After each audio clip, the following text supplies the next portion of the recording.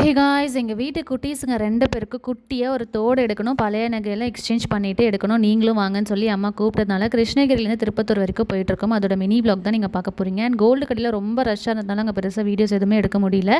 And 2 பேருக்கும் ஒரே மாதிரி தோடு, கலர் மட்டும் வேறு வேறு எடுத்தோமா. ஸோ வந்ததும் அப்பா கிட்டே காமிச்சிட்டு அப்படியே சாமி ரூமில் வச்சாச்சு.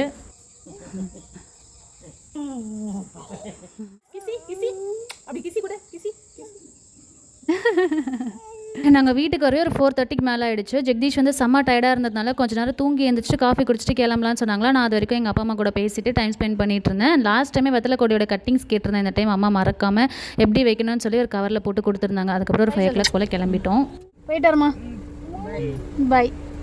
என் அப்பா வந்து மாங்காய் தோப்பில் கொஞ்சம் வேலை இருக்குன்னு சொல்லி முன்னாடியே கிளம்பிட்டாரா. நாங்கள் ஒரு 5:30 போல் அவர் அப்படியே தோப்பில் பார்த்துட்டு பை சொல்லிவிட்டு 2 மாங்காய் மட்டும் ஃப்ரெஷ்ஷாக அறுத்துட்டு வந்தாச்சு. சரி போயிட்டாருமாப்பா, பை. தாத்தா பை சொல்லியாம்மா. சரி வரேன்ப்பா.